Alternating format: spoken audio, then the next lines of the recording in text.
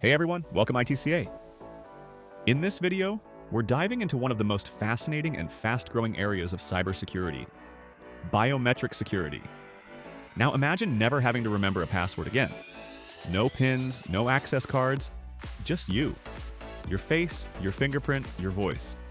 That's the world biometrics is building. So, let's explore how it all works, why it matters, and where it's headed.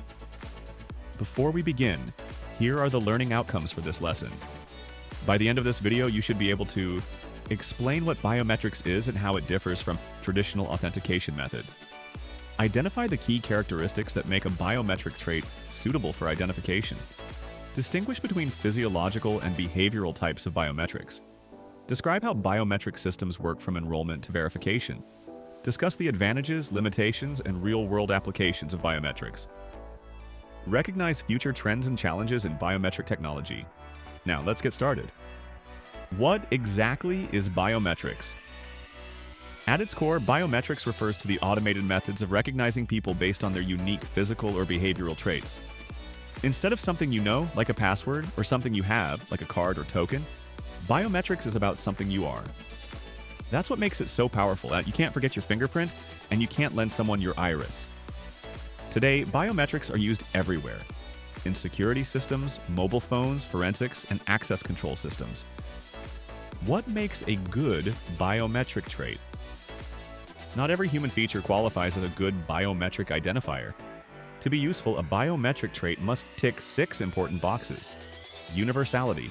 Everyone should have it. Uniqueness. It must be different from person to person. Permanence. It shouldn't change much over time. Collectability. It must be easy to capture and measure.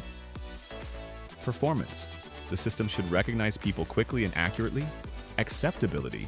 People should actually be comfortable using it. So, while your heart rate or brainwaves might be unique, they might not yet be practical or acceptable for everyday security. At least, not yet.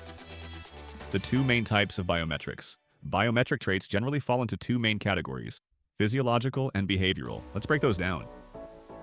Physiological biometrics. These are based on your body's physical characteristics, things you're born with. Examples include fingerprint recognition, the classic one. Each person's ridge pattern is unique. Facial recognition measures facial geometry like the distance between your eyes or the shape of your jaw. Iris recognition, extremely accurate, analyzes the colored ring around your pupil. Retina scanning maps the unique pattern of blood vessels inside your eye. Hand geometry uses the size and shape of your hand or fingers. DNA analysis, the gold standard for identity but slow and used mainly in forensics. Behavioral biometrics. These are based on how you do things, your habits or patterns. Voice recognition analyzes tone, pitch, and speech rhythm. Keystroke dynamics, how fast and hard you type. Gait analysis, your walking style. Signature recognition, how you sign your name. Pressure, speed, and flow. Pretty cool, right? The idea is that even your behavior can act as a digital signature. How biometric systems actually work. Let's walk through how a biometric system works, step by step. Enrollment. First, the system captures your biometric data, like your fingerprint or voice. It converts it into a digital format and stores it as a template. Storage. This template is then stored securely, either in a central database or sometimes on your personal device or smart card. Acquisition. When you try to log in or authenticate, the system captures a live sample. Matching. The new sample is compared with the stored template. Verification. The system checks if you are who you claim to be. Identification. The system searches for your identity among many. Finally, decision. It grants or denies access based on how closely the 2 match. So when your phone unlocks with Face ID, that's this exact process happening in milliseconds. Why biometrics are so popular. There's a reason biometrics are everywhere now. You can't forget them like passwords. You can't share them easily. They're tied to you. They're much harder to forge. And let's be honest, they're just more convenient. No more typing or remembering codes every 5 minutes. Plus, with smartphones, IoT devices, and cloud systems integrating biometrics, it's becoming part of everyday life. But biometrics aren't perfect.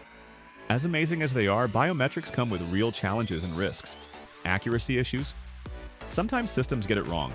letting in the wrong person, false accept rate, or blocking the right one, false reject rate. High cost.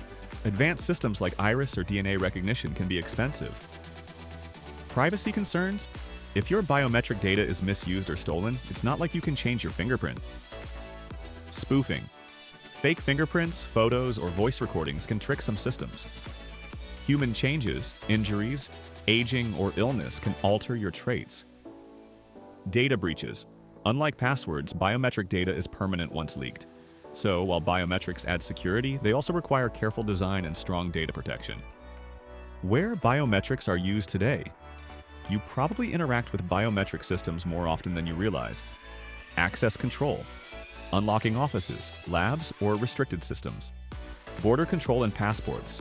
Many e-passports now include facial or fingerprint data.